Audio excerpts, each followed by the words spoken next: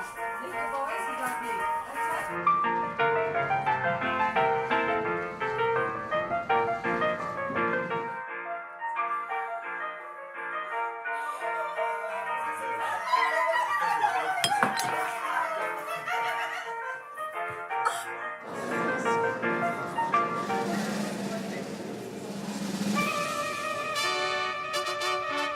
A champion skydiver soared through the air, the woman they'd all come to see.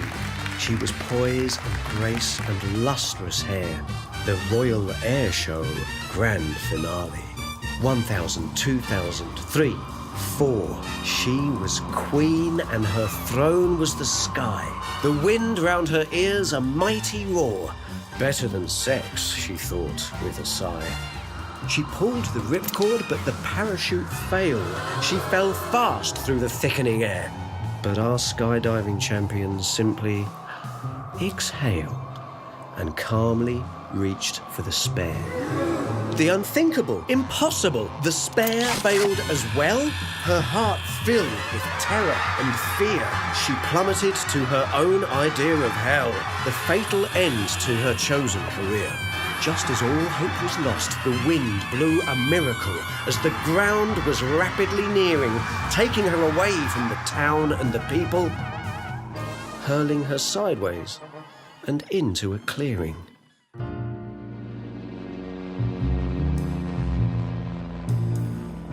A scarecrow, built from clothes, twigs and straw, stood in his field as he'd done every day.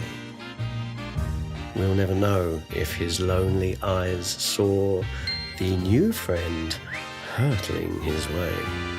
Thinking fast for a man with a brain made of sticks, their impact became her life-saving embrace. She walked intact, just a few cuts and nicks. The doctors agreed this was all by God's grace.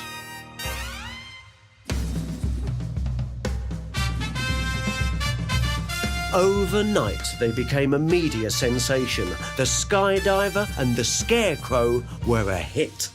They appeared on chat shows across the nation, and there was substantial financial benefit. So the question on everyone's lips, said the host, is there a romance that's yet to be seen? Well, she hasn't found the needle in my haystack, quipped the Scarecrow. If you know what I mean. But the skydiver just wasn't charming or witty. Her charisma and comic timing both lame. She felt rejected by all and full of self-pity. However, the Scarecrow was rising to fame. A shorthand for lucky, the Scarecrow became in great demand for big money endorsements. He acquired fans who would chant his name. The forgotten skydiver drank her resentments.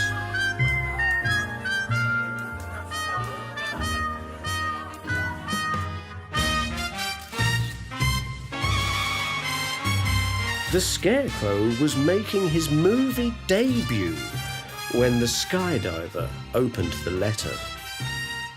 Because of the incident, her insurer withdrew, closing her skydiving business forever. What else had been broken when he broke her fall? She believed he was fully to blame. She was now queen of precisely fuck all, having lost her career and her fame. Her soul filled with envy, fury and spite. Getting so drunk she could barely walk straight. She weaved to the farm in the dark late at night with the murderous intention of venting her hate. With gin on her breath and the blackest of hearts, she circled the Scarecrow and taunted. The straight man was meant to be your part. How come it's you who's exalted? She ripped at his clothes and stamped on his hat. "This is the last straw," she screamed. Mind the pun. She throttled him with his now famous cravat and stood back to see what she'd done. "Why won't you die?" she spat. "Enough!" and jumped up and down on his head. But her body was spent and his noggin was tough, and she shattered her spine instead. As the morning sun rose on the scene of the crime, she lay helpless, her body frozen in pain. But the Scarecrow, he couldn't save her this time. And then the crows came.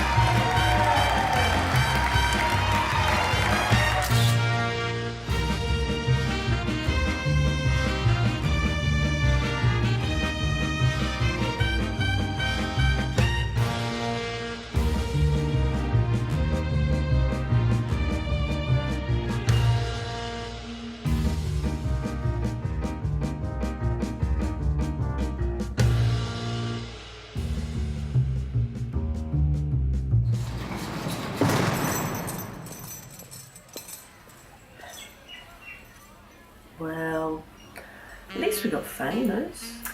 World famous? Yeah.